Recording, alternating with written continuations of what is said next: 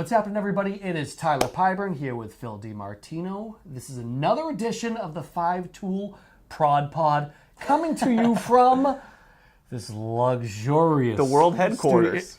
Intergalactic Ooh, headquarters. it's not even world. Going big on you folks. I That's like right. that. I like that. But today, topic of conversation that we wanted to kind of hit on is the whole idea of getting more content out of one shoot. Yeah. And this is something we actually harp on a lot.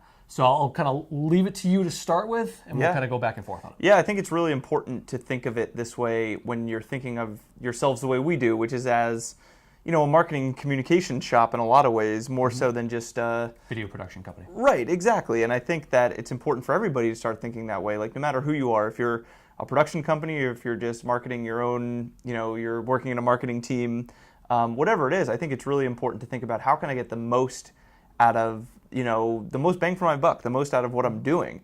And that means not just scoping out, you know, one shoot equals one video. It means thinking about, okay, we're going to be on location. How can we get a lot out of this that's going to feed our marketing machine for days and weeks and months to come? Hopefully. Yeah. Well, that's just it. I mean, when you really think about it, I mean, I look at events as one way. You know, events we've talked about in the past in prior episodes of the Prod Pod. Yeah. But the loyal viewers will know that. Exactly.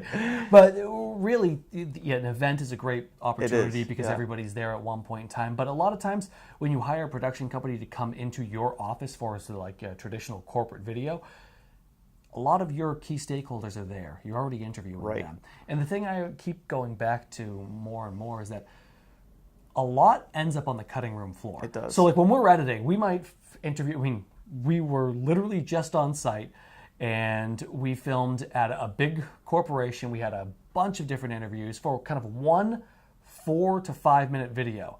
We had about an hour and a half worth of interviews. Right. All of that ends up on the cutting room floor. So that's not necessarily bad stuff that ends up there. It just didn't make the final cut for that one video. So a lot of that content can be used on its own, can be put into other versions of it, can be used in different channels too, because that's the other point that we have to make and talk about, we'll get into, is that it's not just for, yep, I'm putting this up on YouTube and that's it, or this one Facebook video and that's it. Right. It's going in multiple places, so it needs to be different forms as well. Yeah, and I mean, every rule has an exception, of course, so there's going to be scenarios where you're, you know, creating something for internal purposes, and you really need like one final video. No question.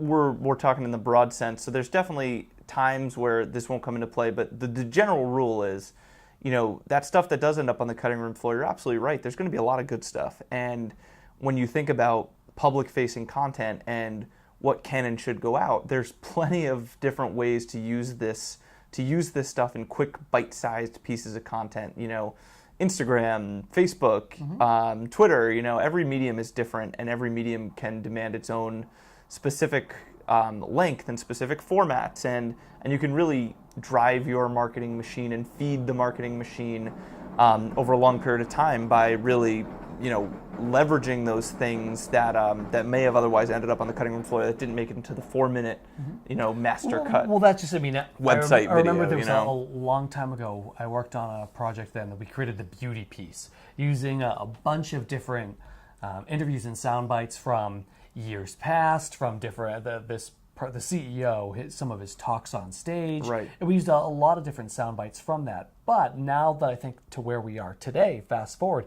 I mean, Facebook video, you were literally uploading it to YouTube and then posting it to Facebook. Now it's a little bit different. And go to Instagram, you're seeing more and more now of the stories, right? So it's cut in a different format as well. And the other piece that I saw is the fact that you're using the carousel on Instagram now too. That's true. So you can put a minute for one soundbite, and guess what? Use another minute for the next soundbite, and you can tell your story that way too. So the ways to tell the story has totally changed, and all that content, you can reuse that in different forms further on down the road. Right, and I think that, you know, you talk about things end up on the cutting room floor, but there's also some pre-planning that goes into it too, and there's some thoughtfulness around what am I going to get out of this, and I think that that's an important differentiator when you think about setting up a shoot. It's not just, we're going to see what we get and there'll be some extra stuff. That happens. Sure. But it's not the best way to approach it. Yeah, and your results are probably are definitely going to be a lot better if you go in there and you have a plan saying,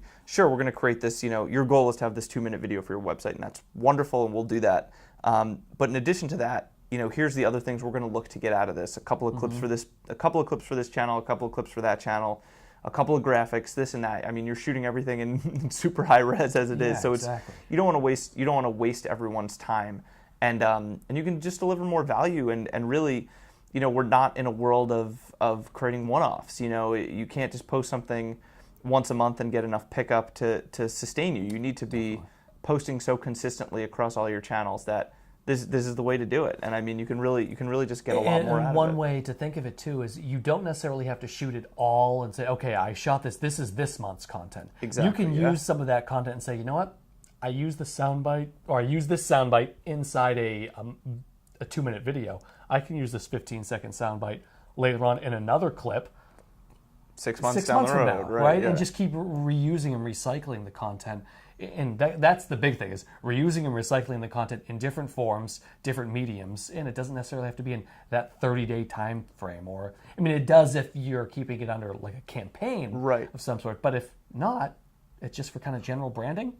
Hold on to it, save it. Right, and we talk about your brand a lot, and it comes up a lot in terms of like how you brand yourselves. And in corporate communications, the reality is that there's going to be a lot of overlap. Like if you're doing it right, your brand isn't changing. Your brand isn't changing month to month or even year to year. So a lot of the things you talk about in February should be very similar to the things you're talking about in June and in October, because your brand is your brand.